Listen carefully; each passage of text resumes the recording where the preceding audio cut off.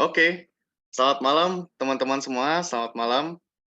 Pak Agus, terima kasih sudah datang di komunitas Lompatan Hidup ya, di webinar. Biasanya kita setiap hari Kamis, kita adain webinar dan malam hari ini kita adain webinar spesial nih, karena ini ada keresahan nih dari teman-teman nih yang biasanya mau coba untuk ngembangin diri nih. Nah, untuk ngembangin diri itu banyak teman-teman yang nggak tahu gimana caranya gitu. Bahkan ada yang coba-coba beli buku, denger dari temennya, buku ini bagus gitu. Mereka coba beli gitu ya, bahkan tapi sayangnya nggak dipakai gitu kan, nggak dibaca bukunya. Bukunya baru dibaca sebentar, tapi akhirnya ditinggal, ditumpuk jadi koleksi aja gitu.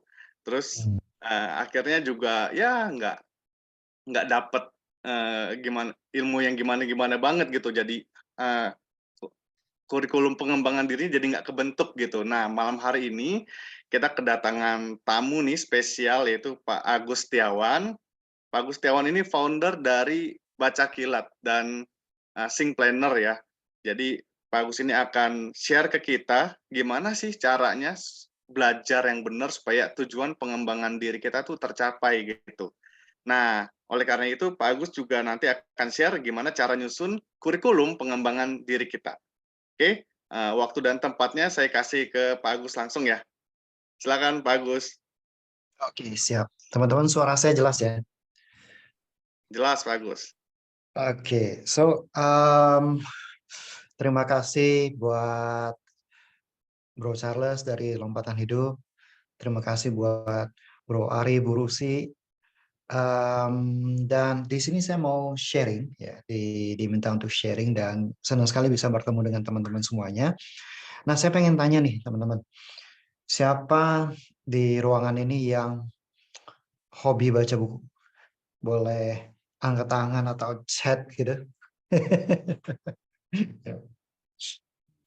Atau mungkin pertanyaan saya salah. Harus diubah nih pertanyaan saya.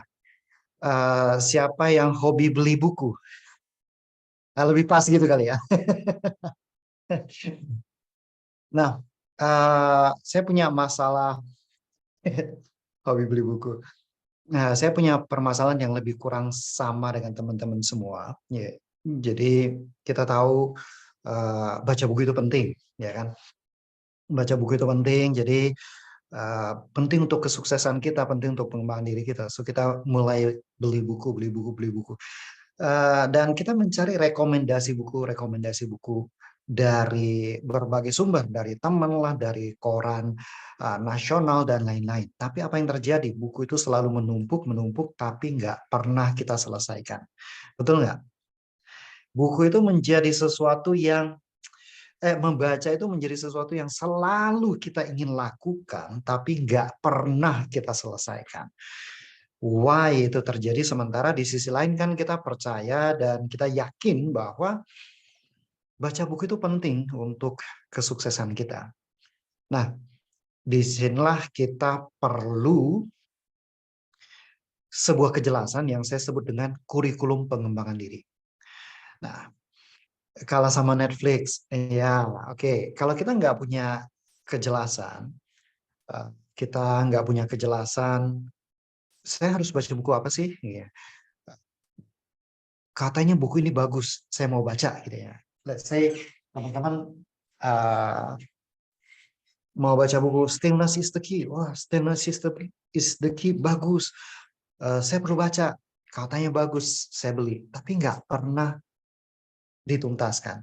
Permasalahannya adalah buku itu, ya jawabannya yang sebenarnya adalah buku itu tidak melayani musim kehidupan kita saat ini. Oke, jadi kita akan belajar dua kosakata baru. Yang satu adalah kurikulum pengembangan diri, yang kedua adalah musim kehidupan kita saat ini. Jadi seperti gambaran umumnya ya, musim kehidupan itu mulai dari kita sekolah, kita lahir, kita belajar tentang nilai-nilai kehidupan, kemudian kita sekolah, kemudian kita lulus sekolah dan kita mau memulai karir, itu adalah musim kehidupan kita. Nah, di setiap musim kehidupan kita, kita butuh buku-buku yang berbeda. Nah, musim kehidupan kita juga tergantung pada goal kita. Apa sih goalnya kita dalam waktu dekat gitu ya.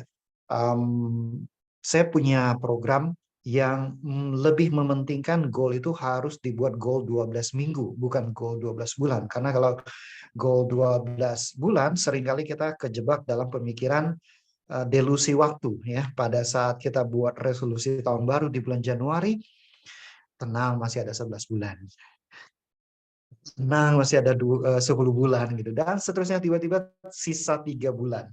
Kita akan nanti saya akan share bagaimana membuat goal 12 minggu. Karena musim kehidupan kita sangat bergantung pada goal kita dalam 12 minggu ke depan. Nah, jadi karena musim kehidupan kita enggak misalnya ya, musim kehidupan kita ke arah timur gitu. Sementara buku yang teman-teman dapat rekomendasi itu ke arah barat. Akhirnya apa? Setiap kali mau baca selalu ada hal lain yang lebih menarik. Ya, ada dua hal menarik yang akan menarik kita keluar dari jalur kita yang sebenarnya harusnya kita membaca buku tapi kita enggak. Yang pertama adalah kita nggak punya kejelasan apa-apa, nggak punya goal, nggak punya dorongan apapun. Akhirnya kita pasti gampang kalah sama hal-hal yang remeh-temeh atau hal yang lebih memberikan instant gratification. Salah satu hal yang sangat unik dari buku adalah kita baca buku sekarang, dampaknya dalam kehidupan kita itu nggak berasa langsung. Dampaknya dalam kehidupan kita tuh berasanya 6 bulan lagi, 1 tahun lagi, baru berasa dampak buku itu pada kehidupan kita. Sementara sifat manusia itu lebih short term. Manusia itu adalah seorang pemain long game yang sangat buruk. Jadi dia nggak mikirin, wah nanti setahun, 2 tahun, 3 tahun kayak gimana. Sifat dasar manusia tuh lebih ke instant gratification. Jadi akhirnya kalah sama sosial media. Ya kita bilang, aduh saya nggak punya waktu untuk baca buku. Tapi scrolling Instagram rupanya sempat juga scrollingnya 3 jam gitu. Nggak berhenti-berhenti. Nah, sebenarnya baca buku juga nggak perlu lama-lama kan. Sehari setengah jam aja udah luar biasa banget buat kita dalam waktu 1 tahun 2 tahun. Seperti itu. Oke, so saya mau share screen.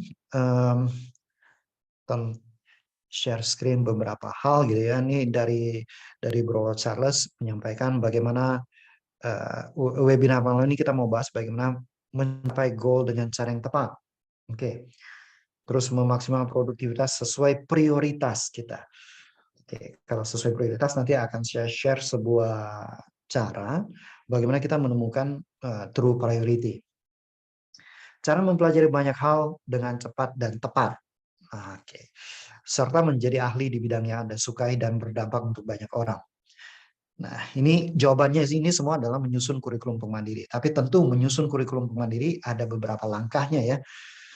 Nah, pertama sebenarnya sih apa itu kurikulum pemandiri? Kita nggak akan pernah bisa menguasai sebuah bidang kalau kita nggak menyusun kurikulum pengembangan diri ini buat diri kita sendiri.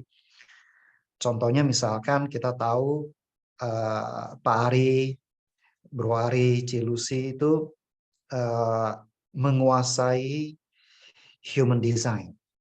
Nah, dalam proses beliau berdua menguasai human design, pasti banyak dong buku yang dibaca, banyak pelatihan yang diikuti, ya kan? Nah, buku dan pelatihan yang akan membuat kita bertumbuh mewujudkan goal kita itu adalah kurikulum pengembangan diri. Jadi definisinya itu, ya. Buku dan pelatihan yang akan membantu kita mewujudkan goal kita. Nah, pertanyaannya adalah, kalau kita nggak punya goal, apa yang terjadi?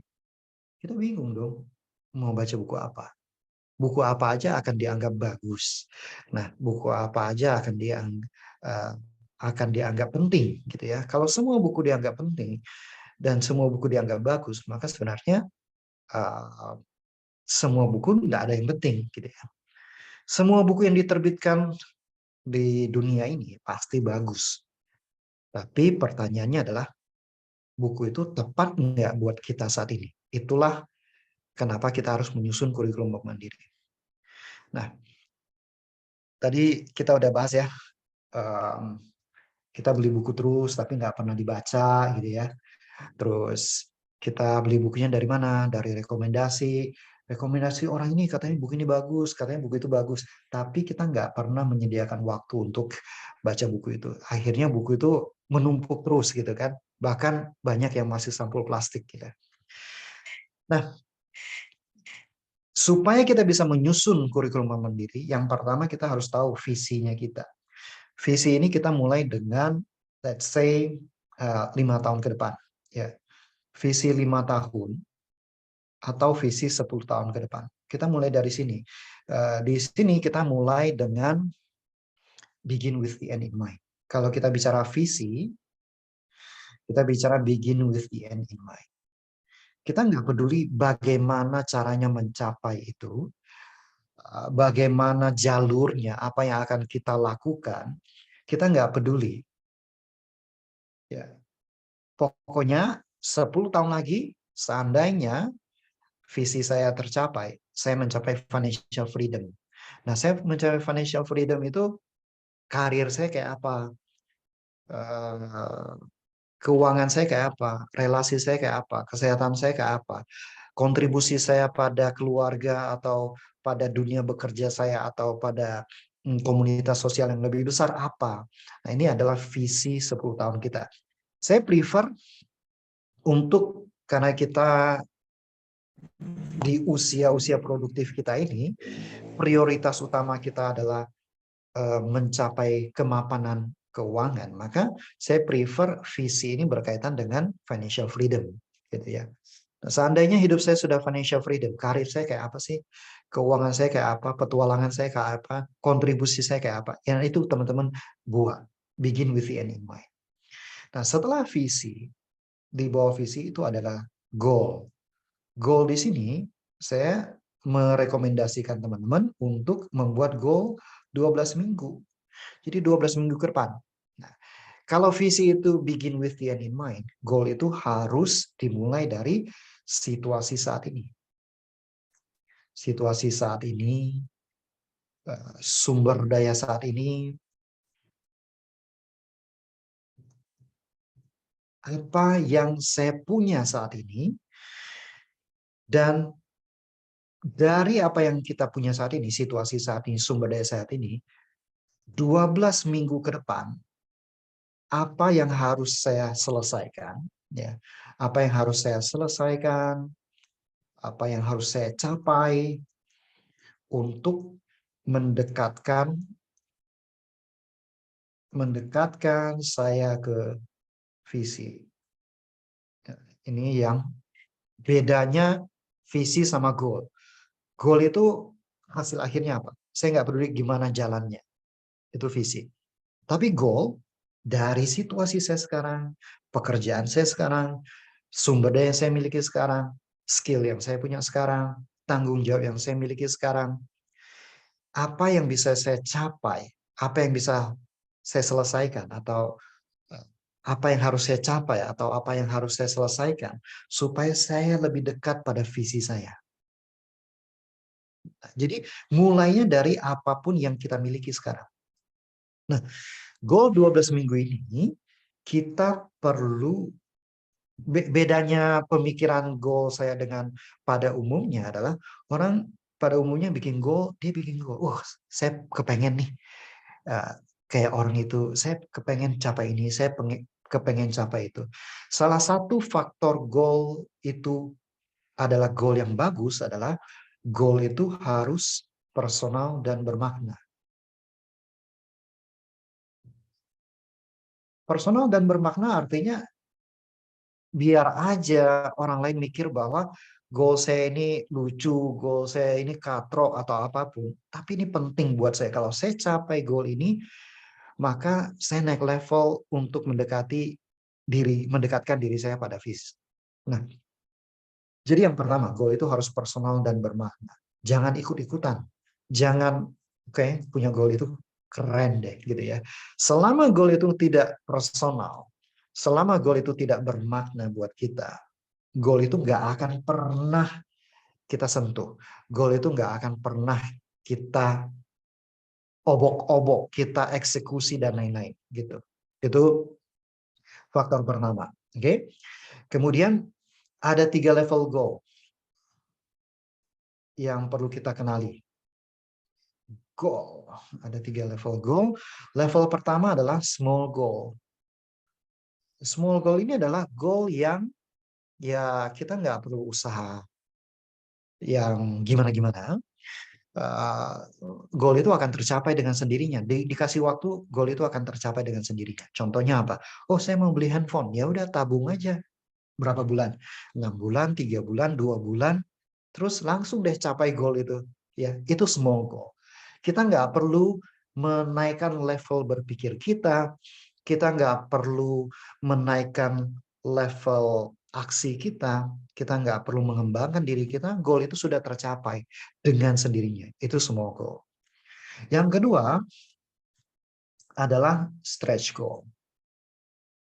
Stretch goal adalah goal yang kita harus berpikir secara berbeda, kita harus bertindak secara berbeda, kita harus punya pemikiran, mindset yang berbeda untuk bisa membuat goal itu tercapai. Nah, goal ini adalah goal yang paling penting buat kita. Goal ini akan menarik kita naik level.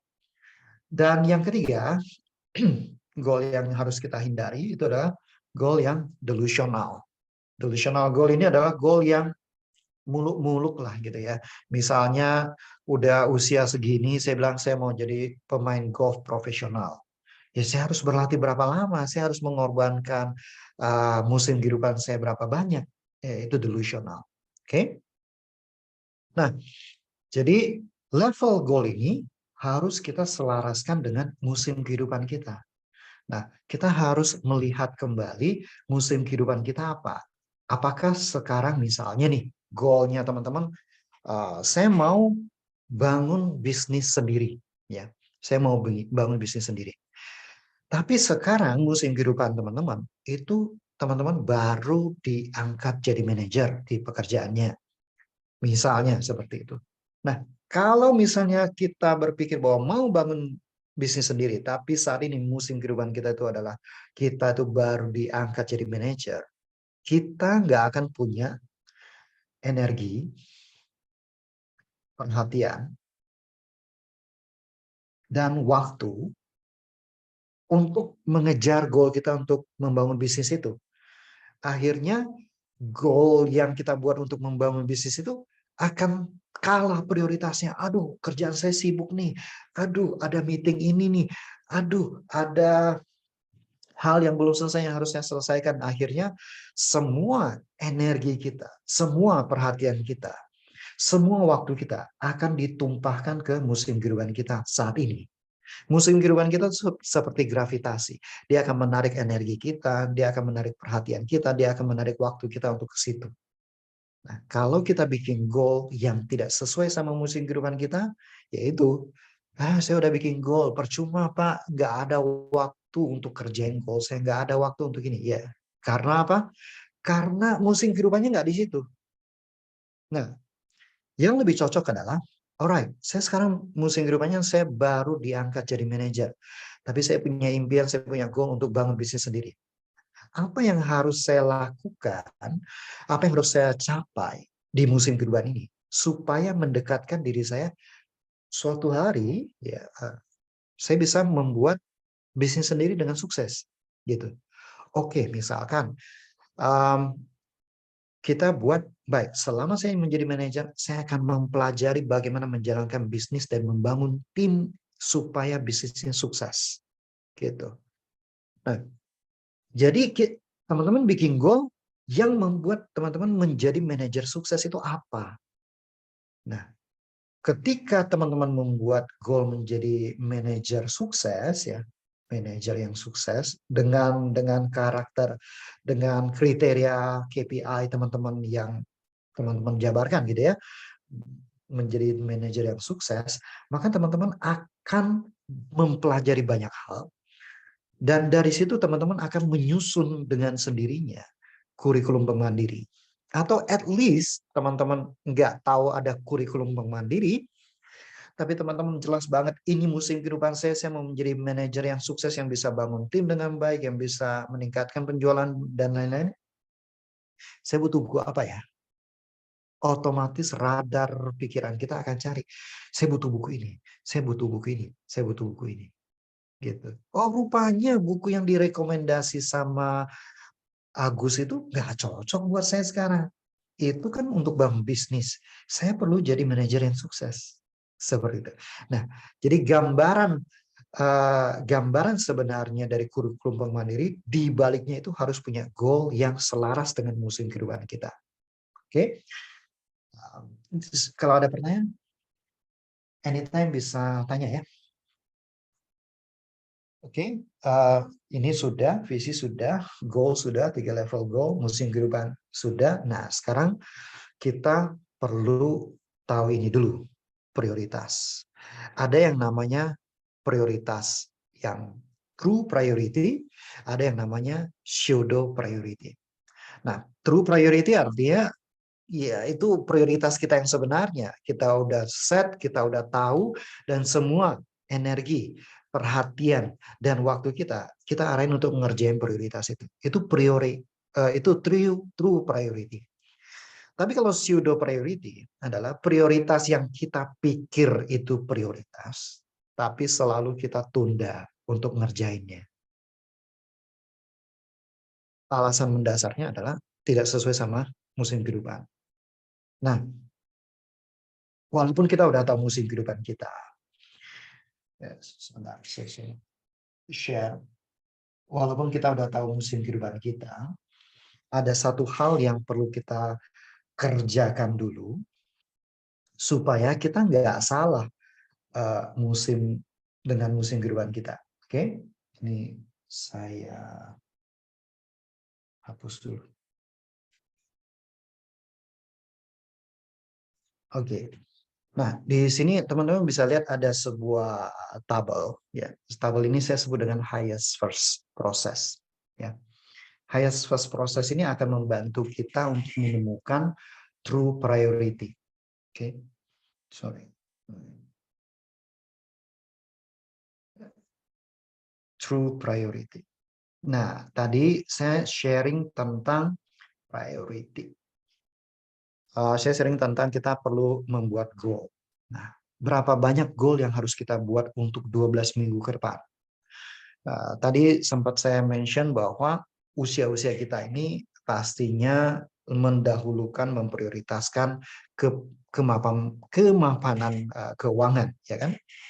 Bisa jadi 10 goalnya teman-teman, relasinya udah terjaga dengan baik, kemudian beberapa hal sudah tertata dengan baik, jadi teman-teman bisa mengalokasikan energi, perhatian, dan waktu teman-teman ke karir. 10 goal yang teman-teman tuliskan itu berkaitan sama karirnya teman-teman, itu juga nggak ada masalah. Oke? Itu juga nggak ada masalah. Jadi, nah, goal 12 minggu yang saya ingin teman-teman buat adalah goal 12 minggu sebanyak 10 biji dari A sampai J.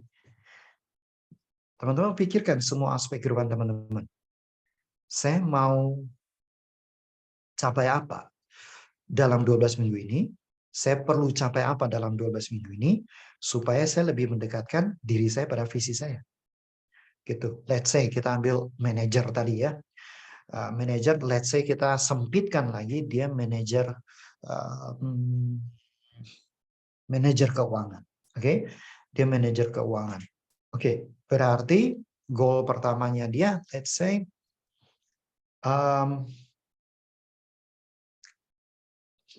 kita kasih gambaran dia itu manajer keuangan yang mengurus banyak anak perusahaan atau banyak cabang perusahaan.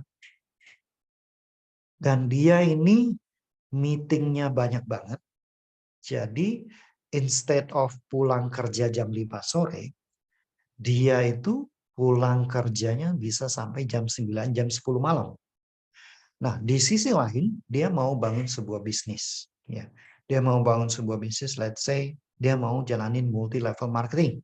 Nah, kalau dia udah kerja dari jam 8, udah berangkat ke kantor, jam 10 malam, jam 9 malam baru pulang ke rumah, dia nggak akan punya waktu untuk bangun bisnis multi-level marketingnya. Oke? So, supaya bisnis multi-level marketingnya bisa berjalan, dia harus fokus pada musim kehidupan dia saat ini. Apa yang harus dia selesaikan di pekerjaannya sekarang, supaya dia punya waktu dan dia bisa pulang jam 5 sore. Nah, dia mulai berpikir, oke, goalnya apa ya? Let's say saya perlu menata, mencari kelemahan, mencari atau menemukan kelemahan sistem keuangan. Oke, lalu yang kedua apa? Misalnya membangun sistem keuangan yang bisa dipantau ketat dengan mudah misalnya. Oke. Terus memperpendek jalur ambil keputusan. Biar saya enggak, karena ceritanya misalkan dia selalu ditanya, Pak ini kayak gimana ya, Pak ini gimana, keputusannya apa ya. Gitu. Oke, atau lalu dia mulai mikirin prospecting ya. Prospecting 10 orang per minggu. Oke, ini goalnya. Terus say goalnya belikan mobil buat anak yang mau kuliah gitu. Oke. Kira-kira apa lagi goalnya? Teman-teman ada masukan apa enggak? Let's say kita campur adukan dengan ya yang kira-kira teman-teman mau capai juga boleh gitu ya. Kalau misalkan goalnya goal 12 minggu, baca 10 buku, kira-kira teman-teman, goal baca 10 buku ini termasuk small goal, stretch goal, atau delusional goal? Ini bisa dijawab, oh tiga-tiganya Pak, bisa ya. Oh delusional Pak, nggak pernah saya baca 10 buku setahun, apalagi 12 minggu. Ya. Ini jadi delusional misalnya. Atau, wah ini stretch banget Pak, biasanya saya baca buku itu satu buku itu 1 tahun gitu misalkan. Ini small goal, ya tinggal apa? Tinggal siapin waktu baca buku aja. Masa sih nggak bisa? Ya. Nah, betul. Itu balik kepada personal kita masing-masing. Tapi supaya kita punya pemikiran yang ada benchmark-nya, ya, supaya kita punya pemikiran yang ada benchmark-nya adalah goal yang stretch itu adalah goal yang kita bisa pecahkan menjadi langkah-langkah kecil. Ya. Pecahkan menjadi langkah-langkah kecil. Contohnya kayak gini. Sebuah goal, ini goalnya misalkan memperpendek, ya, misal memperpendek jalur ambil keputusan. Oke, kita mau memperpendek, si manajer ini mau memperpendek itu. Motivasi terbesarnya adalah misalkan dia ingin membebaskan waktu dan pulang jam 5 gitu. Oke. Nah, ini kan bisa di breakdown. Apa aja ya yang harus saya selesaikan? Bagaimana cara mencapai goal 1, milestone 1? Bagaimana mencapai milestone 2? Bagaimana mencapai milestone 3? Pasti kita bisa breakdown. Karena apa? Ini susah banget dicapai. Gitu. Tapi kalau baca buku 10 buku, milestone 1, cari 10 buku. Milestone 2, siapkan waktu. Milestone 3, baca buku.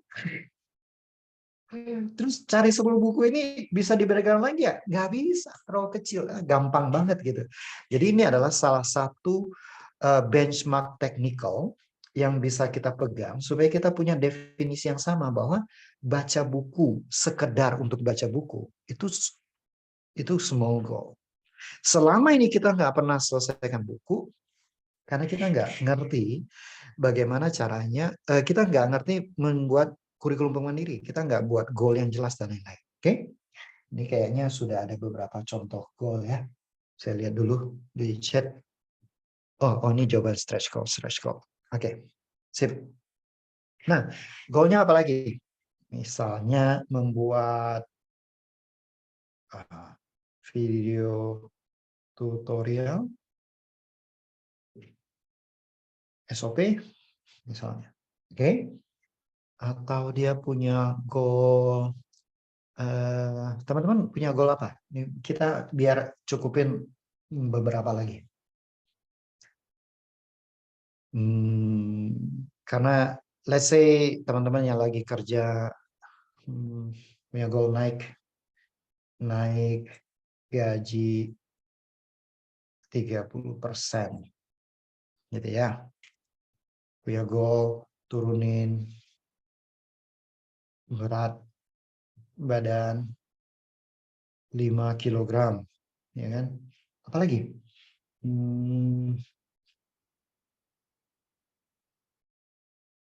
Ini ada chat. Bikin six pack. Oh, oke, turunin berat badan. Oke, six packs. Six pack ya, bukan 6 month. Kalau 6 month itu jendol satu doang gitu. Oke, 9 cukup ya. Nah, teman-teman bikin 10 goal. Duduk tenang bikin 10 goal yang selaras dengan visi teman-teman. Dan itu adalah hal yang ada di depan mata untuk 12 minggu ke depan gitu. Lalu kita mulai lihat true priority ini. Oke. Nah, di ini tabel untuk menabrakkan goal 1 dengan goal yang lain. Goal 1 dengan goal 2 kita tabrakin, kita temuin, kita timbang-timbang. Mana yang lebih penting? Goal A atau goal B? Oke. Teman-teman bisa screenshot ini atau nanti saya juga bisa kirim ke, ini bisa dikirim nggak ya? Teman-teman screenshot aja kali ya. Kalau Nanti saya saya, kirim aja kali ke oh iya, teman-teman Pak Agus. bisa ya? Sip. Kalau bisa, mantap. Nah, yang dihitamkan itu artinya nggak usah dikerjain ya. Yang dihitamkan itu berarti nggak usah dikerjain, nggak usah diisi. Yang harus diisi adalah, sorry, sebentar, mana sih caranya supaya, oke.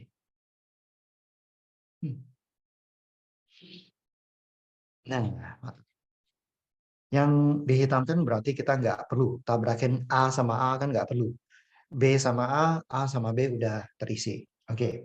Nah, kita lihat goal pertama tadi adalah mencari kelemahan sistem keuangan. Goal kedua adalah membangun sistem keuangan yang bisa dipantau ketat dengan mudah. Nah, dia timbang-timbang. Mana yang lebih penting? Mana yang kalau saya kerjakan, itu yang lain bisa beres dengan sendirinya.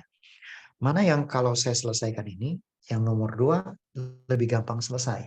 Nah, gitu kira-kira pertanyaannya. Oke? Nah, misalkan setelah dia timbang-timbang, oh saya harus kerjain A dulu, baru bisa bangun sistem yang rapi. Berarti di sini A versus B, A yang menang. Oke?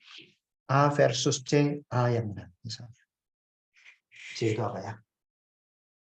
Prospektif 10 orang. Ya, gimana ada waktu memperpendek jalur ambil keputusan. Ya kalau mau memperpendek saya harus tahu kelemahannya dulu dong. Oke, berarti A yang menang. A sama D, prospecting 10 orang per minggu. Gimana bisa prospecting? Pulang aja jam 10, berarti A harus dikerjain duluan. A, gitu. Terus, A sama E, belikan mobil untuk anak yang mau kuliah. Ya kerjaan saya beres ya, pasti dapat duit bisa beli mobil. Kalau gitu A2. Oke. Terus, balik lagi, membuat video tutorial SOP. Oke, A duluan, baru tahu tutorial apa yang harus dibuat. Kemudian G, naik gaji. Ya, kalau mau naik gaji A harus selesai juga. Terus turunin berat badan 5 kilo. Lebih penting atau cari kelemahan sistem? Misalnya, dalam ini logikanya masih A ya, six packs. A, nggak apa-apa sementara six month dulu, nanti baru six pack gitu. J apa gitu. Nah, kemudian B sama C. Sampai sini clear ya teman-teman ya? So far clear cara nabrak-nabrakinnya. A sudah selesai. Kemudian sekarang B. B sama C. Ya, B nggak perlu sama A lagi kan? B sama C. B. Membangun sistem keuangan yang bisa dipantau ketat. C. Memperpendek jalur mengambil keputusan. Kayaknya C lebih penting. Kenapa? C lebih cepat menghemat waktu saya. Gitu. Oke. B sama D. Ya jelas B. Gimana toh? Ya kan?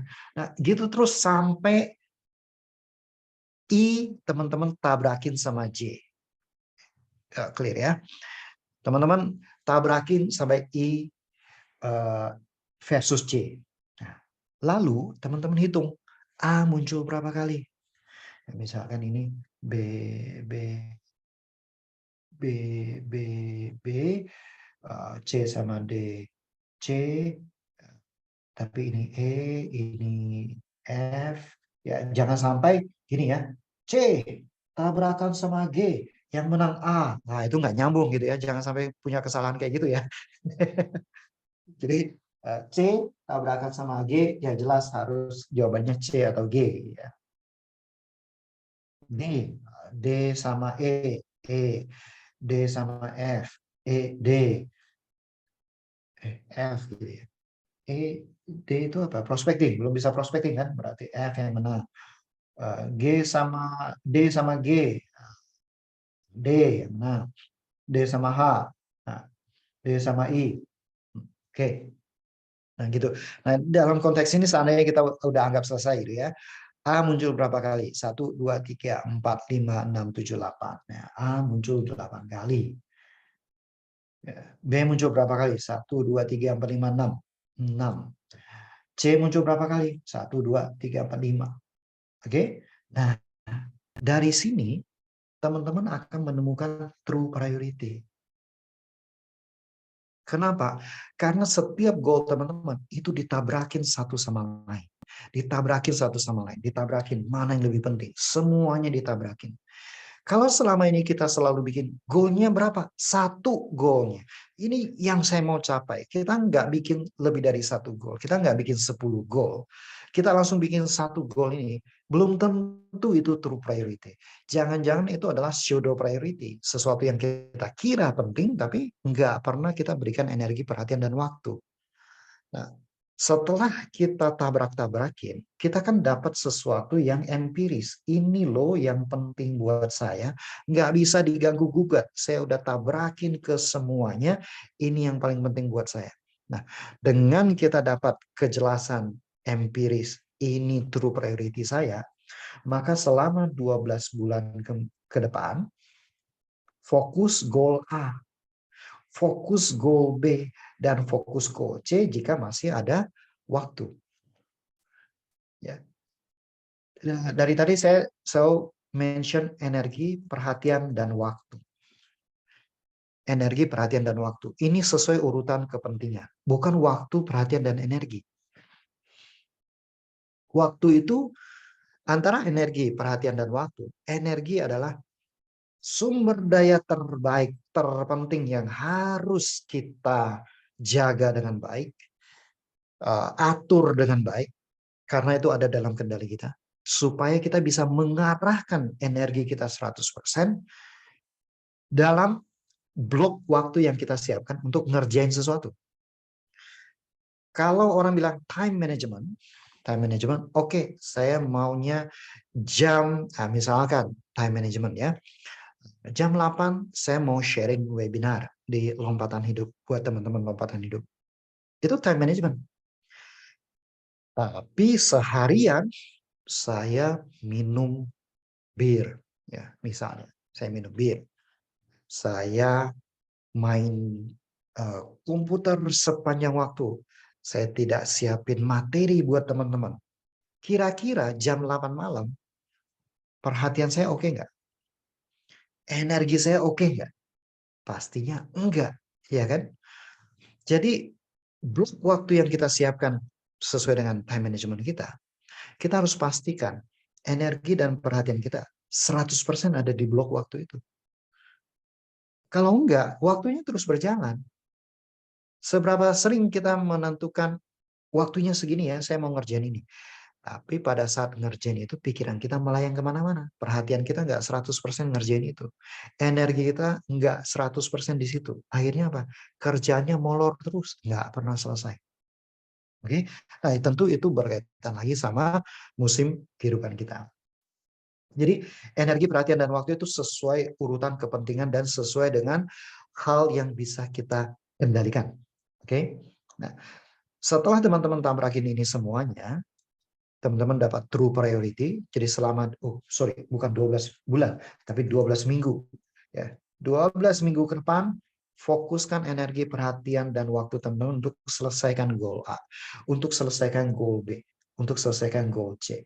Nah, setelah tahu jelas goal A, goal B, goal C apa, baru kita tanya, saya perlu skill apa ya, supaya goal ini bisa saya capai dengan efektif? Saya perlu pengetahuan apa supaya saya bisa mewujudkan goal ini dengan efektif? Jawaban itu teman-teman tulis. Itulah kurikulum Bank Mandiri. Kalau teman-teman baca buku yang sesuai dengan jawaban ini, ikut pelatihan yang sesuai dengan jawaban ini, ya, skill apa yang harus saya miliki supaya saya bisa capai goal saya? Pengetahuan apa yang perlu saya miliki supaya goal ini bisa tercapai dalam waktu 12 minggu? Maka ketika teman-teman pilih buku, teman-teman akan otomatis mengeliminasi buku yang tidak selaras dengan kebutuhan musim kehidupan teman-teman saat ini. Teman-teman akan menarik buku-buku yang sesuai dengan musim kehidupan, dan teman-teman akan mau nggak mau menyiapkan waktu untuk baca buku itu. Oke, selama goal itu adalah goal yang personal dan bermakna. Ya, goal itu personal dan bermakna. Goal itu sesuai dengan musim kehidupan. Oke, goal itu sesuai dengan prioritas teman-teman. Maka teman-teman akan siapin waktu untuk baca buku. Teman-teman akan lebih mudah mengatakan tidak pada sosial media. Teman-teman akan lebih mudah mengatakan tidak pada yang lain. Selama ini kita selalu merasa tidak enak mengatakan tidak pada orang lain, mengatakan tidak pada aktivitas tertentu, mengatakan tidak pada instant gratification, karena kita nggak jelas itu goal kita mau apa.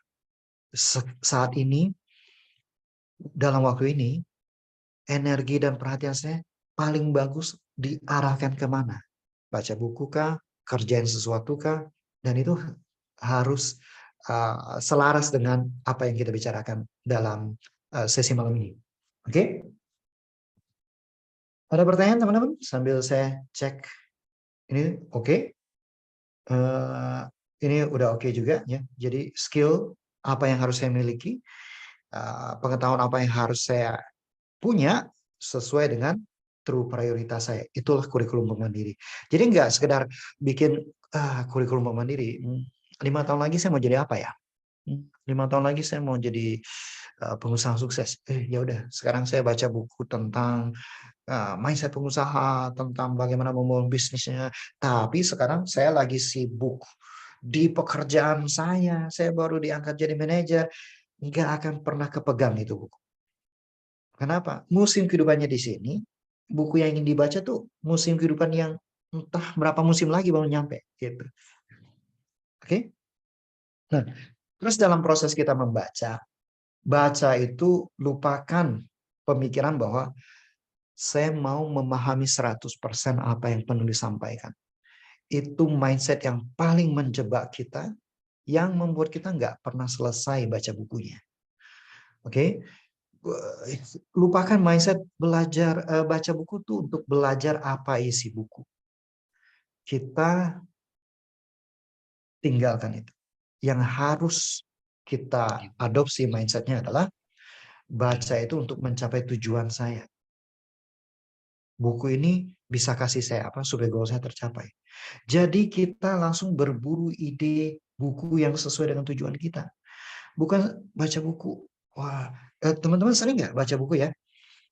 Pas kena-kenanya, seru baca bukunya. Gitu kan? Baca bagian itu seru banget. Pas bagian itu nggak ngomongin tentang situasi Anda. Pas ngomong bagian buku itu tidak menjelaskan tentang sesuatu yang Anda butuhkan. Bacanya bosen banget sampai ngantuk-ngantuk. Diulang berapa kali pun pikiran melayang kemana-mana. Diulang berapa kali pun tetap nggak ngerti. Oke? Nah, bagian itu artinya ide di bagian itu tidak melayani tujuan Anda. Tidak melayani musim kehidupan Anda. Skip. Cari bagian buku itu, ide dari buku itu, ide lain dari buku itu yang cocok untuk Anda. Adopsi. Dan kalau kita baca buku, kita selalu naik level. Kita selalu naik level. Pertama kali kita baca buku, kita di sini. Apa yang kita dapatkan dari buku itu sebatas apa yang kita butuhkan saat ini. Nah, permasalahannya adalah kalau kita punya pemikiran bahwa saya mau baca buku, saya mau paham semua isi buku. Nah, yang kita bisa pahami itu sesuai dengan level kita saat ini. Apapun yang di luar sini, ya, itu semuanya di awang-awang. Apa sih buku ini ngomongin apa sih? Nggak ngerti saya. Akhirnya pikiran kita melayang kemana-mana.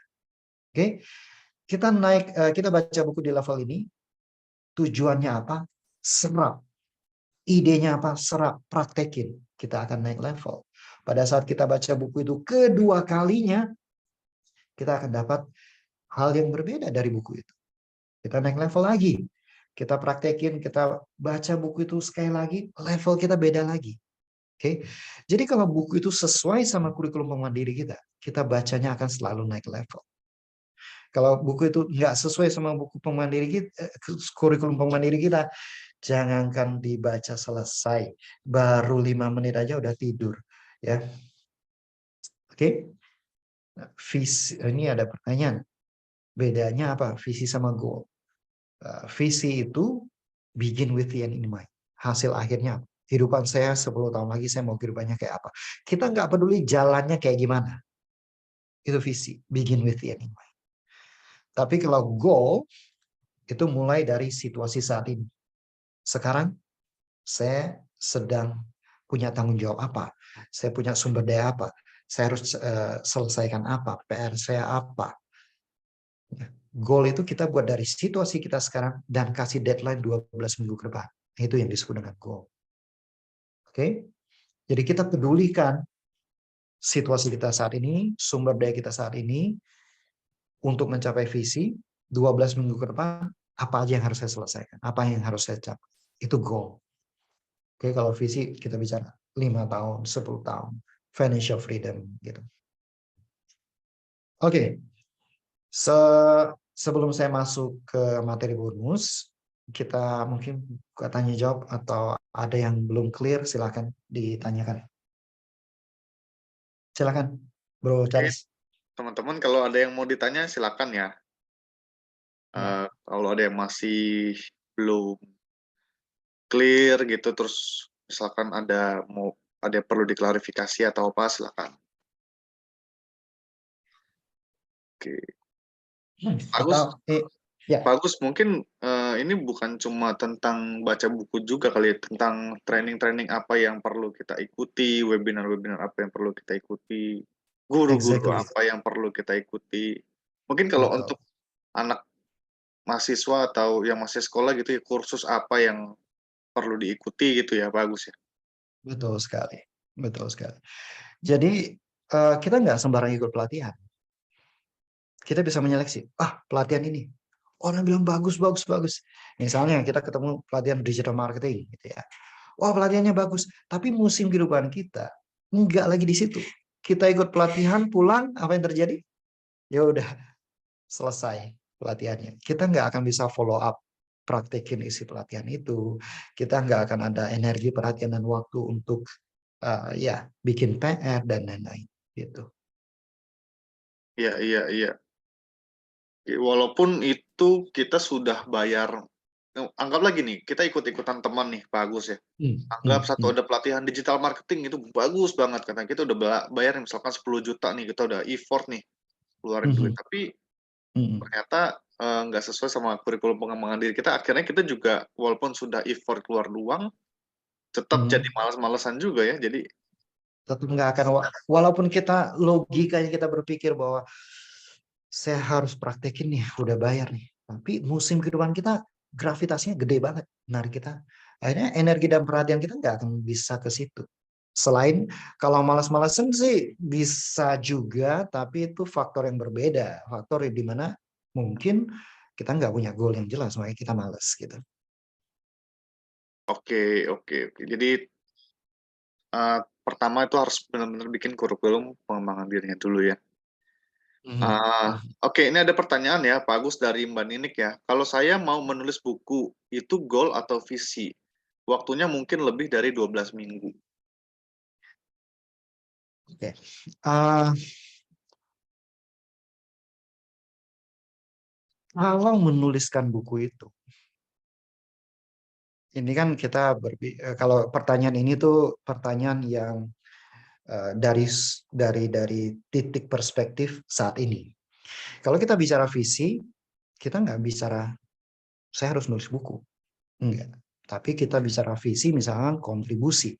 10 tahun lagi saya ingin ada 100.000 orang di Indonesia yang punya mindset untuk, let's say, punya kesadaran untuk menyusun kurikulum pemandirinya dengan mandiri, gitu. Itu visi. 5 tahun lagi saya mau 100.000 orang. Supaya visi itu tercapai, saya harus nulis buku. Ya, nulis buku itu jadi goal, gitu. Gitu ya, itu contohnya. Nah, nulis buku lebih dari 12 minggu, ya itu timeline yang berbeda. Bukan berarti bahwa, oke, saya nulis buku, saya harus selesaikan buku ini dalam 12 minggu. Bisa nggak? Bisa.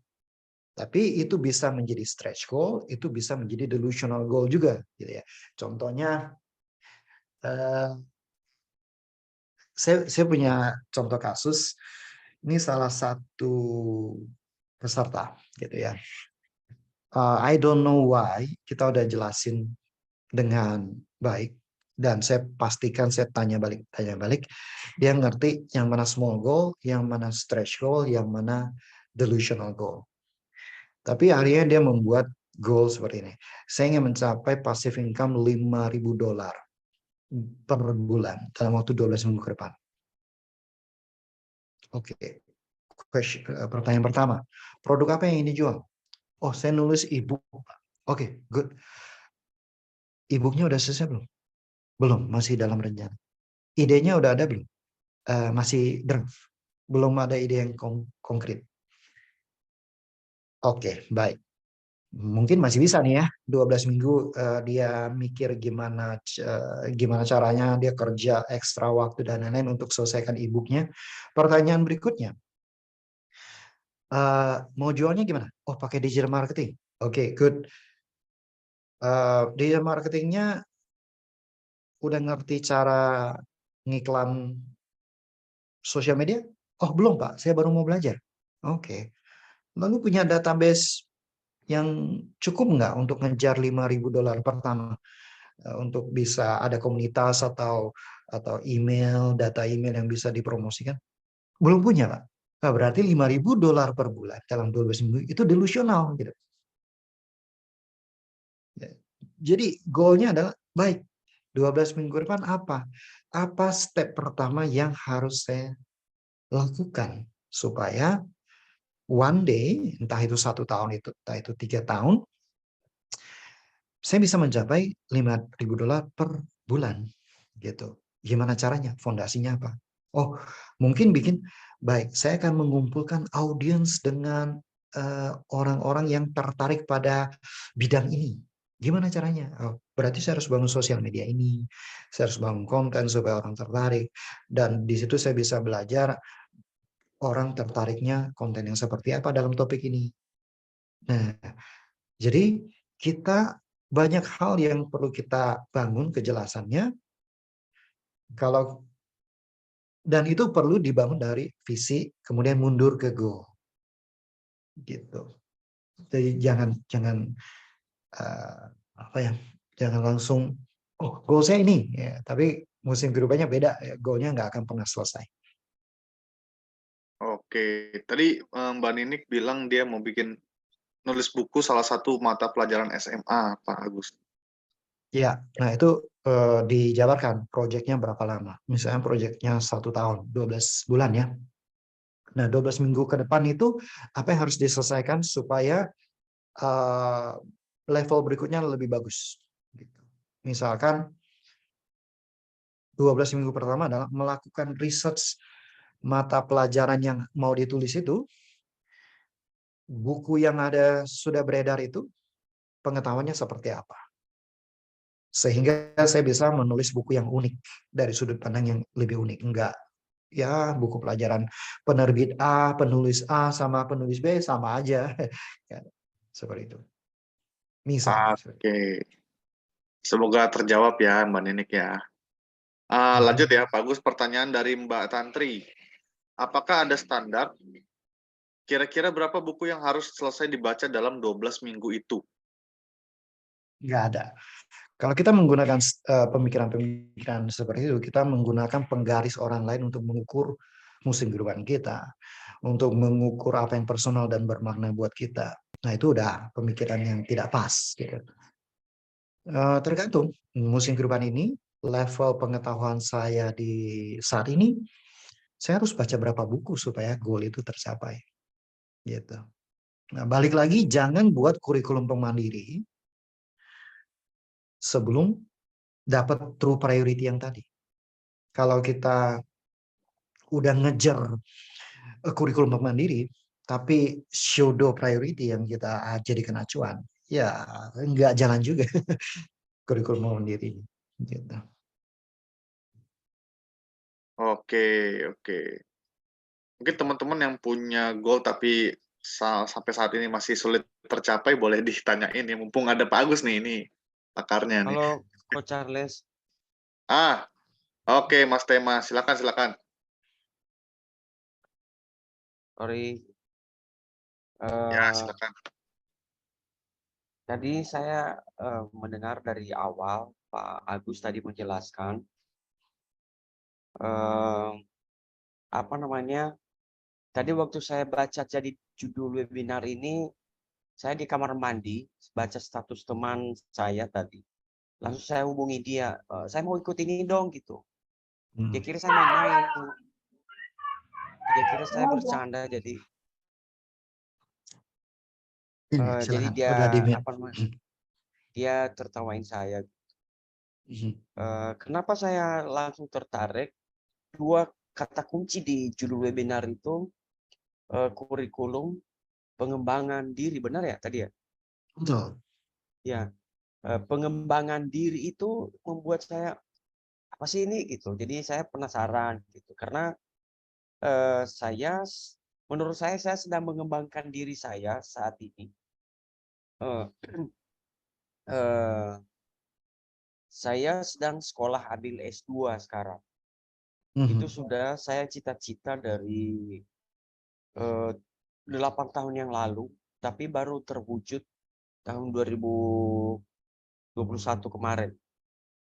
Terus karena masalah pandemi lagi macet gitu. Jadi itu pun waktu saya mau mengembangkan, menurut saya itu mengembangkan diri.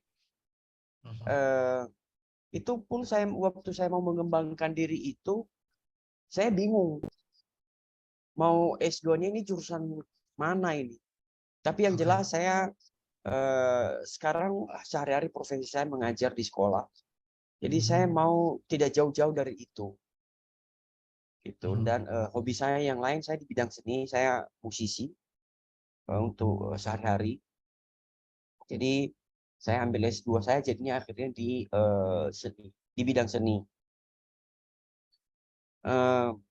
Saya tidak tahu apakah itu menurut Pak Agus itu termasuk kurikulum pengembangan diri atau bukan. Sorry, saya Tapi potong sedikit. Pak Ya, Tema boleh ulangi sedikit, saya ketendang keluar barusan. Saya sampai di bingung mau ambil jurusan apa karena sehari-hari ngajar di mana Pak? saya ngajar di sekolah, Pak. Ngajar di sekolah, Ya, jadi level apa dan topik apa? saya ngajar di sekolah itu di bidang seni juga. Seni. Terus Oke. saya ngajar di apa namanya di SMP, salah satu SMP di Kota Denpasar. Mhm. Eh, Terus saya juga punya cita-cita jadi dosen. Mhm. Itu udah keinginan lama sekali. Bahkan sebelum saya berkeluarga, saya sudah punya keinginan itu. Tapi karena apa kendala ekonomi itu membuat tidak terwujud begitu lama. Jadi Oke.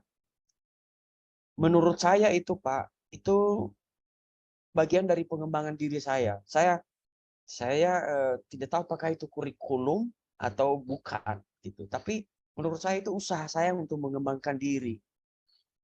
Karena apa namanya? Setahu saya kalau orang di pemahaman saya pribadi ya, saya memahami bahwa ketika seseorang berhenti belajar mengembangkan diri, maka dia tidak akan bisa berbuat eh, hal baru dalam hidupnya gitu. Dia akan tetap berjalan di tempat. Jadi makanya saya lakukan terus sekolah aja terus padahal uang juga nggak ada gitu sebetulnya. Jadi saya sebagai orang beragama belajar untuk melangkah saja. Semua niat baik pasti Tuhan akan berkati gitu. Nah, Yes. eh, dari atas dasar itu yang ingin saya eh, apa sharingkan sama Pak Agus, apakah aktivitas yang sedang saya kerjakan itu, apakah itu bagian dari kurikulum pengembangan diri, Pak, atau bukan? Karena kalau seandainya itu iya, berdasarkan pengamatan saya selama saya hidup di dunia ini, sebenarnya dari yang tadi Pak Agus jelaskan itu, rasa-rasanya seseorang sudah buat kurikulum pengembangan diri, bisa berubah suatu ketika bisa berubah kapan saja, bisa Oh, berubah ke A, bisa kembali lagi ke B, dan bisa kembali lagi ke semula.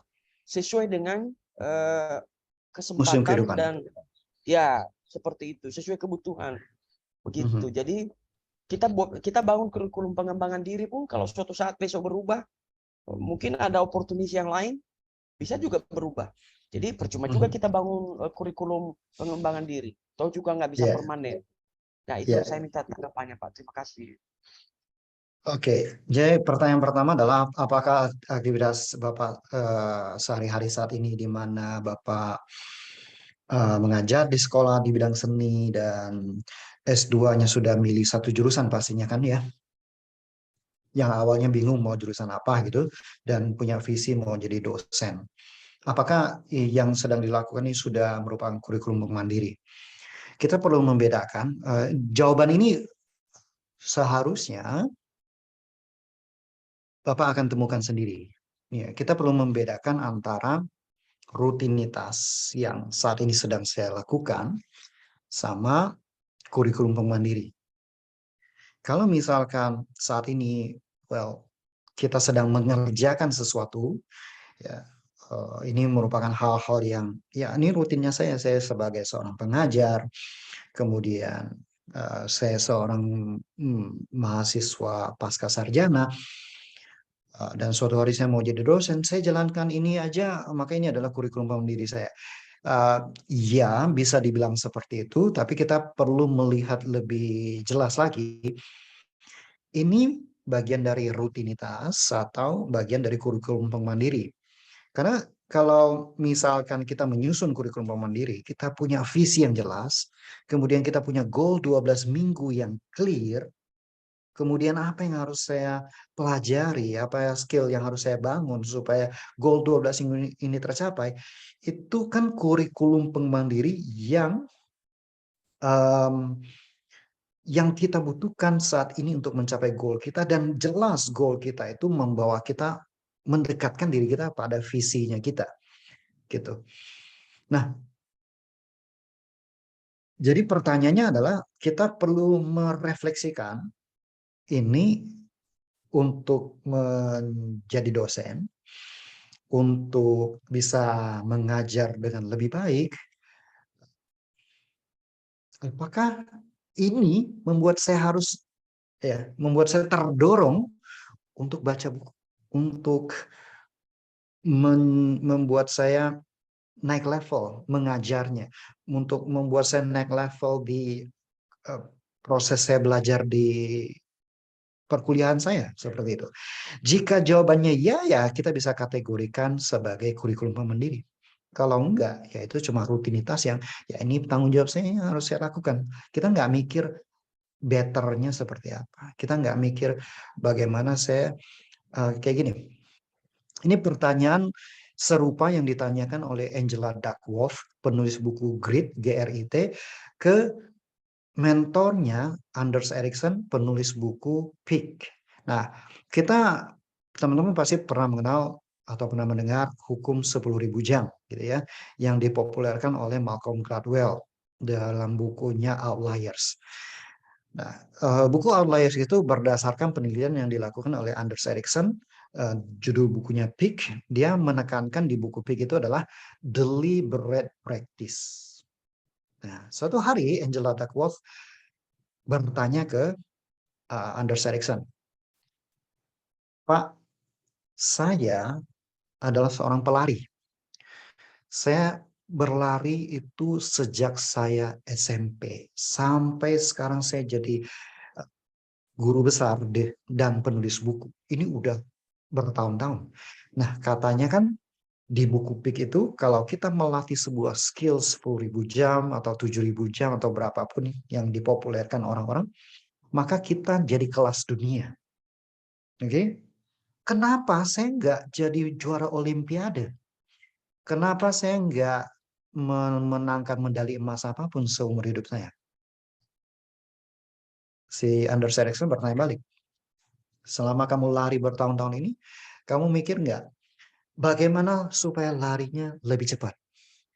Bagaimana larinya sesuai dengan tanpa membebani fisik? Mikir nggak atau lakukan sesuatu nggak supaya bagaimana caranya otot tubuhnya, otot kakinya lebih baik? Atau sekedar lari-lari aja? Oh, sekedar lari-lari aja. Kalau gitu, itu bukan deliberate practice. Deliberate practice adalah sesuatu yang sengaja kita lakukan untuk naik level, untuk mempersingkat waktu, untuk membuat sesuatu lebih baik. Ada ukuran-ukurannya. Kalau nggak ada, kita nggak bisa bilang itu deliberate practice. Makanya saya tadi menjawab dengan kita harus merefleksikan ini rutinitas atau benar-benar membuat saya naik level kurikulum mandiri itu. Oke? Pertanyaan kedua tentang musim kehidupan berubah, kurikulum mandiri akan berubah. Percuma dong kita susun kurikulum mandiri. Jawabannya ya dan tidak. Ya, kalau kita nggak punya visi yang jelas. Ya, kalau kita nggak punya visi yang jelas, kurikulum mandiri musim sebelumnya tidak membantu kita lebih baik di musim saat ini. Jadi percuma dong susun kurikulum mandiri. Tapi kalau kita sudah susun dari visi kita, kurikulum mandiri musim sebelumnya akan membangun fondasi kita untuk kurikulum mandiri musim kehidupan saat ini. Akan stacking terus, make us better terus-menerus. Seperti itu. Semoga menjawab ya. Tapi kalau misalnya kurang menjawab, tanyain balik. Gimana Pak Tema? Sudah diacungin jempol, bagus. Sudah Pak, sudah. Oke. Terima kasih Pak. Sama-sama. Oke, bagus. Ya. Aku lanjut pertanyaan ya. Ini dari Mas Rizky yang katanya sudah beli e-course baca kilat, cuma penerapannya masih belum bisa. Sebagai contoh baca per halaman cuma berapa detik. Nah, minta dijelaskan mungkin. Terserah nih, Pak Agus mau jawab sekarang atau nanti. Kayaknya ini sih harus ada sesi khusus ya kalau baca kilat. Iya, itu tanya Iya. di komunitas saja, tanya di komunitas Iya. kan, atau tanya ke Instagram saya Agus Baca Kilat. Nanti Iya. saya coba arahkan, itu pasti ada bagian-bagian yang belum dipahami gitu. Ini Iya, kita iya. fokusnya sama ini dulu. Iya, Kita kita bahasnya fokusnya malam ini kurikulum pengembangan diri dulu ya. Iya. Mungkin next. Oke, Mungkin materi selanjutnya boleh, bagus. Oke. Ini semoga lancar ya. Dari tadi saya coba share screen. Setiap saya share screen saya ketendang. Jadi, Atau kameranya bagus, coba dimatiin dulu biar lebih ringan. oke. Setelah itu That's share fine. screen. Ya, oke. Ini kelihatan? Nah, kelihatan bagus. Suara jelas, gambar jelas. Oke. Ini materi bonus yang dijanjikan sama Bro Charles ya. Dalam praktek kita sehari-hari, aktivitas kita sehari-hari, kita perlu membagi aktivitas kita menjadi 4 level. Ini piramida aktivitas saya sebutnya ya. Piramida aktivitas. Yang paling puncak piramida ini adalah HLV. HLV itu adalah High Lifetime Value. Oke, teman-teman, bantu saya ya. High Lifetime Value itu definisinya gini. Aktivitas yang kita lakukan saat ini, tapi memberikan dampak buat kehidupan kita di masa depan. Baik. Oke. Jangan sampai saya kasih contoh dulu. Saya ingin teman-teman yang kasih contoh. High lifetime value activity adalah aktivitas yang teman-teman lakukan saat ini, tapi memberikan dampak bertahun-tahun ke depan sampai seumur hidup Anda. Kira-kira aktivitasnya apa? Bisa aktivitasnya apa, atau bisa aktivitasnya berkaitan dengan apa juga boleh ya, berkaitan dengan aspek kehidupan apa juga boleh. Silakan. Kita lihat investasi. Oke, bagus. Investasi adalah high lifetime value activity. Very nice. Yoga dan lain-lain kita anggap itu kesehatan pola hidup ya. Olahraga ya. Oke, investasi, olahraga, baca buku, oke, atau pengembangan diri. Trading, nope, trading itu level kedua ya.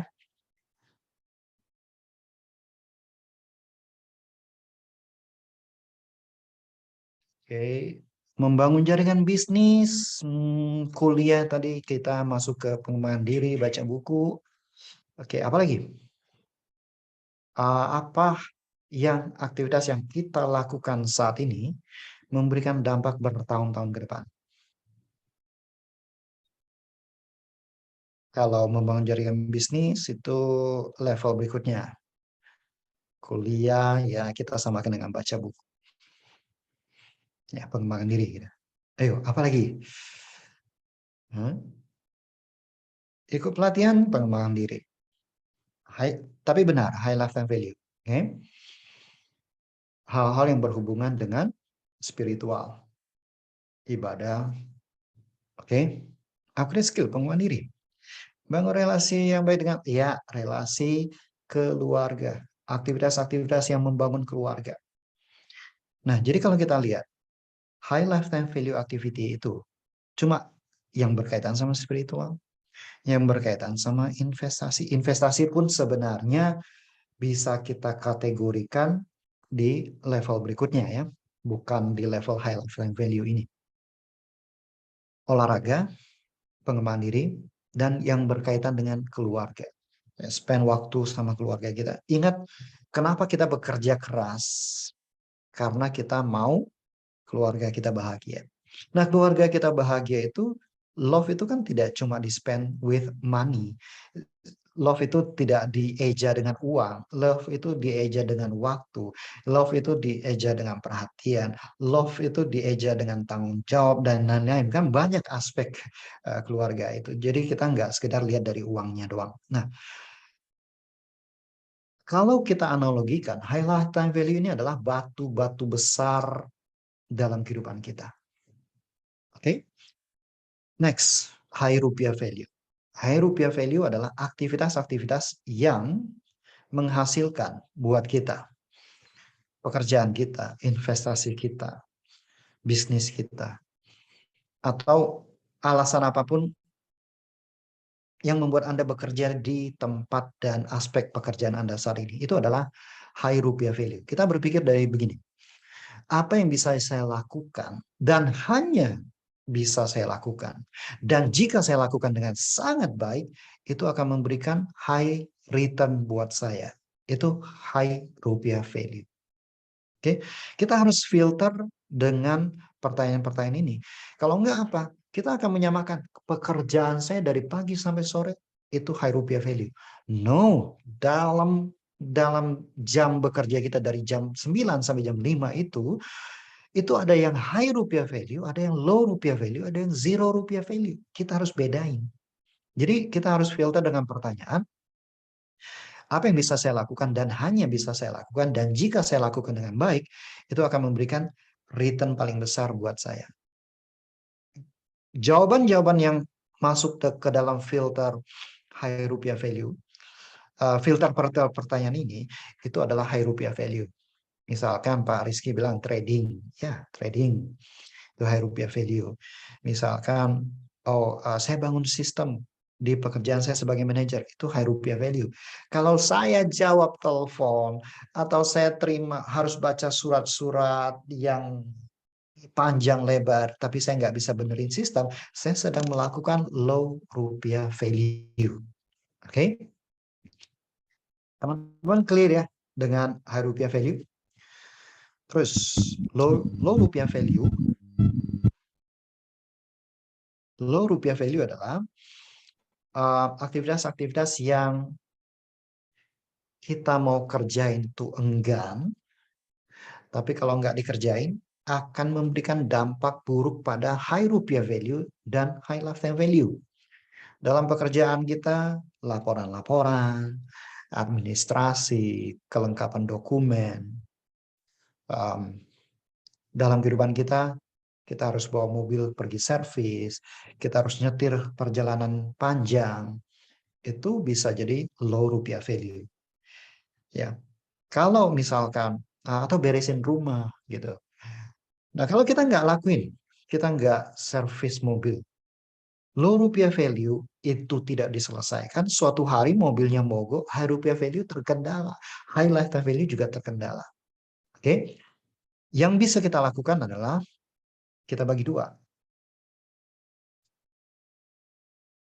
Yang satu delegasi, kalau itu bisa dilakukan oleh orang lain, kita delegasikan. Kalau nggak bisa, kita combine. Kita combine dengan aktivitas high lifetime value. Misalnya, kita perlu ngobrol penting sama pasangan kita. Tapi mobil juga harus diservis. Ya udah, kita bawa mobil pergi servis, pasangan ikut, kita bisa ngobrol. Nah, kita combine high lifetime value sama low rupiah value. Atau kita lagi nyetir, itu low rupiah value. Kita dengerin podcast, kita dengerin YouTube Lompatan Hidup. Kan Bro Ari sama Sister Lucy jelasinnya oke banget. Kita nggak perlu lihat mereka ngomong, kok kita dengerin aja udah oke banget. Nah, kita mengkombinasikan low rupiah value dengan high lifetime value. Seperti itu. Oke. Nah, itu cara kita mengenali low rupiah value dan cara kita menangani low rupiah value. Kemudian yang terakhir adalah zero atau negatif rupiah value. By the way, ini piramida aktivitas ini saya belajar dari salah satu mentor namanya Eben Pagan. Dia luar biasa banget ya. Nah, kita lihat zero dan negatif rupiah value ini di dasar piramida dan dapat bagian paling gede. Ini adalah segala sesuatu hal dalam kehidupan kita yang mencuri perhatian kita, mencuri energi kita, dan menghabiskan waktu kita. Ya, kira-kira aktivitas yang ada di zero dan negatif rupiah value ini apa, teman-teman? Bisa di chat nggak di kolom komentar?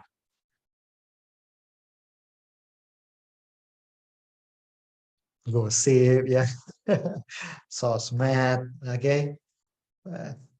Ya, nah sekarang dengan adanya kejelasan visi kita apa, dengan ada kejelasan goal kita apa, dengan ada kejelasan true priority kita apa, dengan ada kejelasan kurikulum pengembangan diri kita apa, kita akan lebih gampang lagi menjalani kehidupan kita dengan melihat, menilai, membangun kesadaran, menilai aktivitas kita ini ada di level piramida yang mana. Apakah yang saya lakukan sekarang ini adalah high lifetime value? Jika ya, prioritaskan. Apakah yang saya lakukan ini high rupiah value? Jika iya, prioritaskan. Nah, apa yang terjadi kalau tabrakan antara high rupiah value dan high lifetime value? Tabrakan. Kalau kita punya pilihan, dahulukan high lifetime value. Kalau kita bisa memilih. Kalau dalam situasi tertentu kita tidak bisa memilih, kita kompromikan, jadwalkan high lifetime value itu. Nah, kembali ke analogi. High lifetime value itu adalah batu-batu besar. High rupiah value itu adalah batu-batu sedang. Low rupiah value adalah batu-batu kerikil. Dan zero atau negatif rupiah value adalah pepasiran. Kalau teman-teman dikasih bejana untuk memasukkan keempat jenis batu ini, batu apa yang teman-teman masukkan duluan?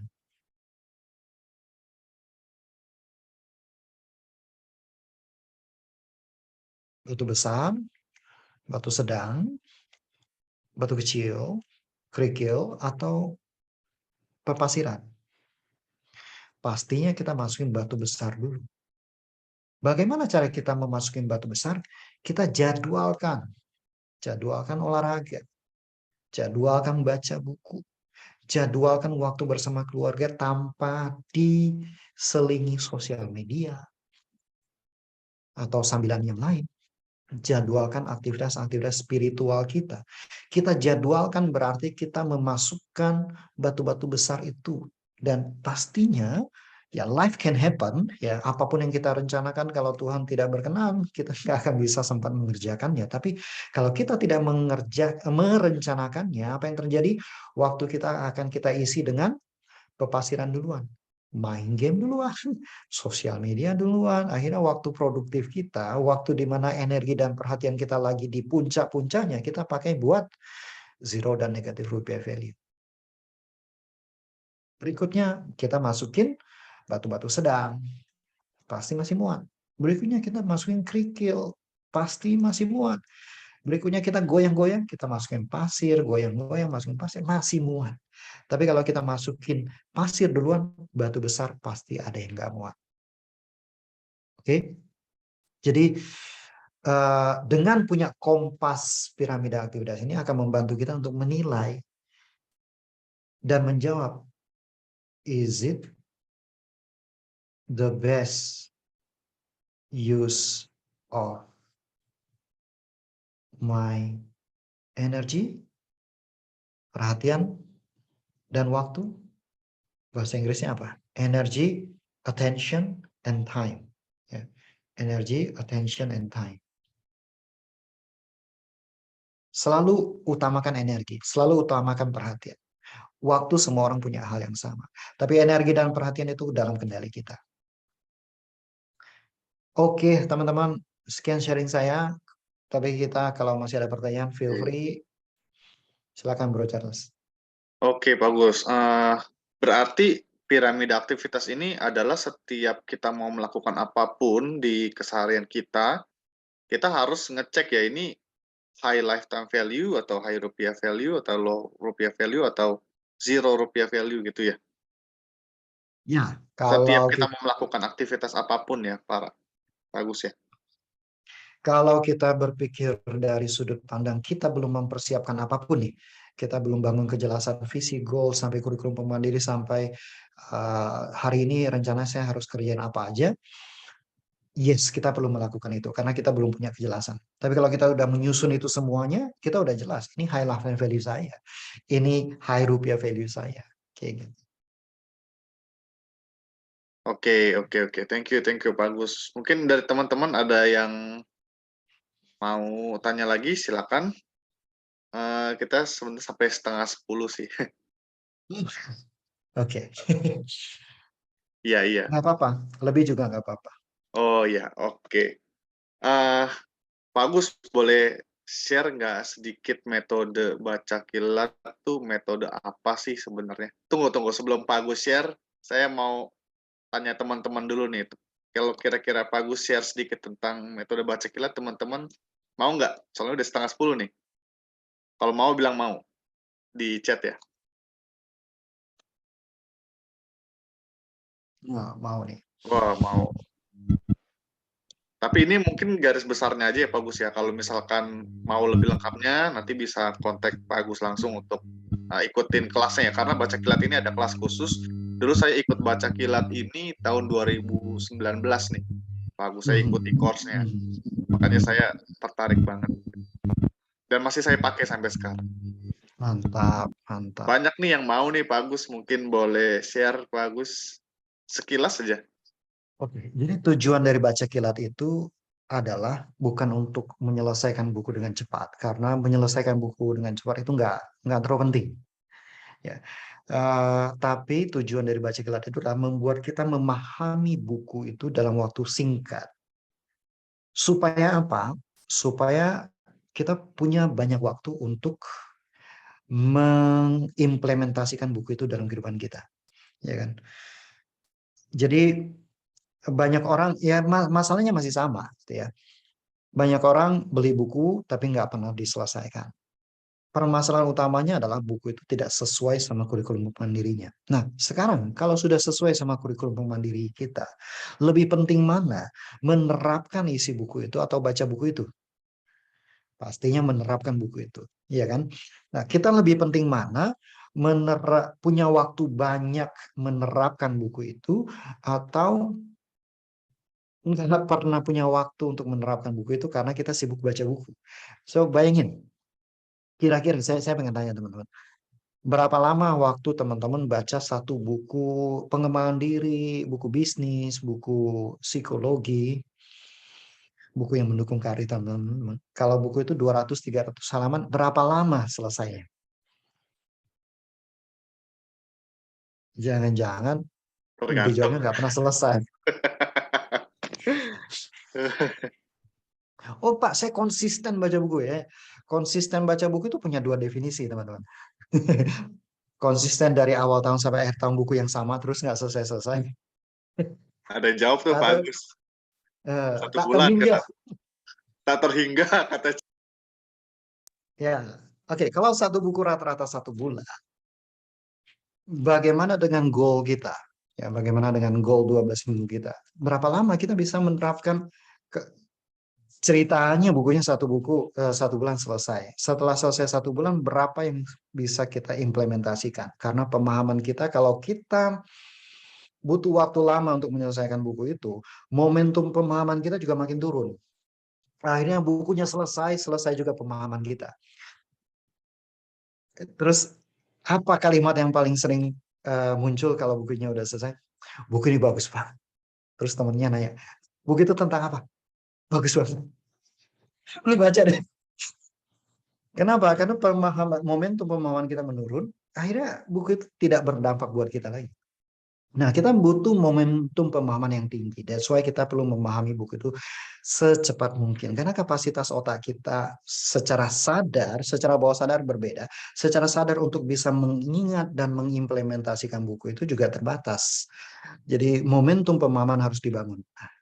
Tujuan baca kilat adalah membuat kita bisa memahami satu buku sesuai dengan tujuan kita saat ini, musim kehidupan kita saat ini, level pemahaman kita saat ini, dan waktu 2 jam atau kurang dari 2 jam supaya kita bisa memakai buku itu dalam kehidupan kita.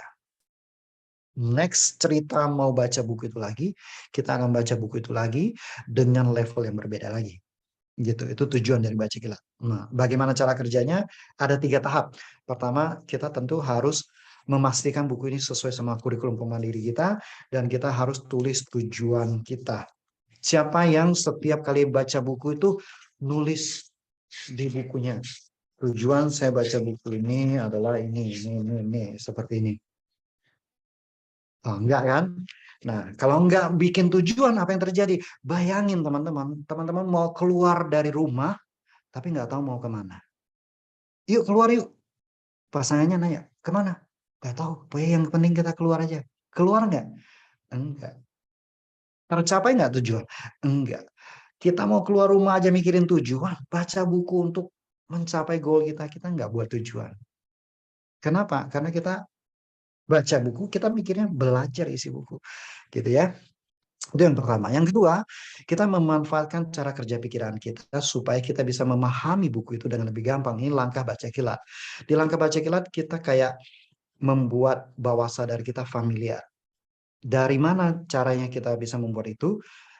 Dari research kita menemukan bahwa mata kita sejauh mata memandang, seluas mata memandang, itu nangkap 100 juta bit informasi per detik. Nah, yang disadari oleh pikiran sadar kita cuma 5 sampai 9 80 sampai 120 bit informasi per detik atau sekitar 5 sampai 9 hal per detik. Nah, kan ada ketimpangan nih. Mata kita bisa menyerap informasi yang banyak, tapi pikiran sadar kita memprosesnya cuma sedikit. Nah, dengan menggunakan kemampuan alami kita bikin bawah sadar kita familiar dengan kemampuan mata kita. Nah, disinilah kita baca kilat. 10 menit udah selesai, pikiran sadar kita nggak akan tahu apa-apa yang kita baca, belum tahu. Apa sih yang dibaca? Pikiran sadar nggak tahu karena pikiran sadar sedang di bypass. Kalau pikiran sadar ikut-ikutan, yaitu dia bilang, saya cuma baca 5 kata, lu udah balik halaman. Di sini kita off kan pikiran sadar, bawah sadar yang kerja, buat bawah sadar familiar. Nah, tahapan ketiga adalah tahapan di mana kita mengkombinasikan pikiran sadar dan bawah sadar kita untuk berburu ide mana yang menjawab tujuan saya. Ide mana yang bisa saya aplikasikan. Ide mana yang harus saya pahami supaya saya bisa eksekusi buku ini dan mencapai goal saya. Nah, di sini bawah sadar akan bantu kita, ini nggak penting, ini nggak penting. Ini penting, baca nih. Jadi kita akan dibimbing oleh bawah sadar kita, mana yang harus kita baca, mana yang tidak perlu kita baca, mana yang perlu kita pahami, mana yang tidak perlu kita pahami. Gitu. Akhirnya buku itu bisa selesai dalam waktu 2 jam atau kurang. Gitu. Itu tujuan dari baca kilat. Oke. Mungkin nanti untuk lebih detailnya bisa hubungin kemana Pak Agus kalau mau ikut course-nya? Ke IG aja ya? Ke IG atau bisa kontak ke Bro Ke saya aja ya? Charles. Iya, nanti Bro Charles akan kasih link. Kita saling support gitu. Ya, setiap teman-teman join ke Baca Kilat Home Study Course. Home Study Course ya.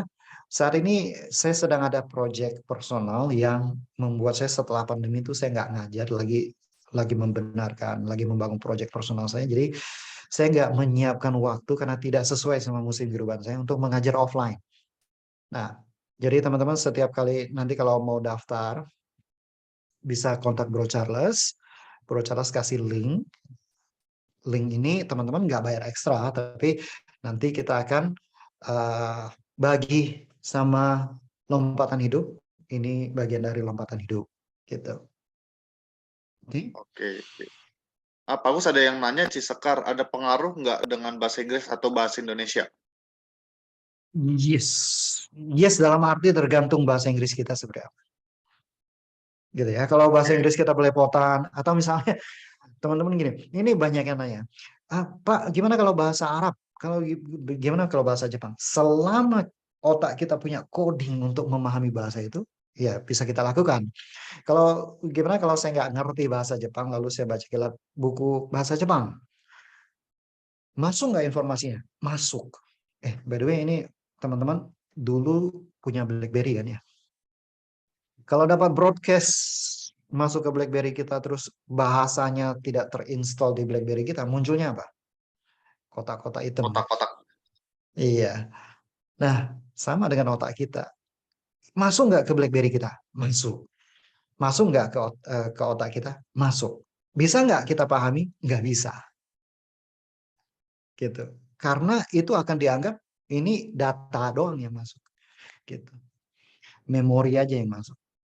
Gitu. Oke. Ini mungkin pertanyaan terakhir ya, Pak Agus nih dari ada Bu Ida. Please share dengan singkat tentang cara mengaktifkan bawah sadar untuk membaca cepat. Ini mau dijawab sekarang atau gimana, Pak? Saya jawab singkat aja. Mungkin mengaktifkan bawah sadar itu bukan kalimat yang tepat karena pikiran bawah sadar kita active all the time gitu ya.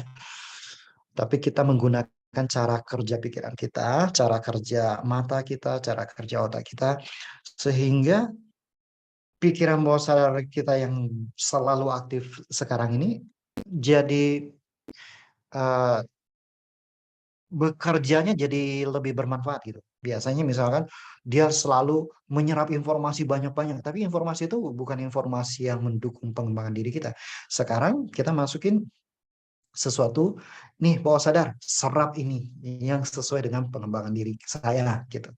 Itu lebih tepatnya seperti itu. Jadi pikiran bawah sadar kita udah sangat aktif ya, bukan sangat aktif, udah aktif, nggak pernah pasif, nggak pernah non aktif juga.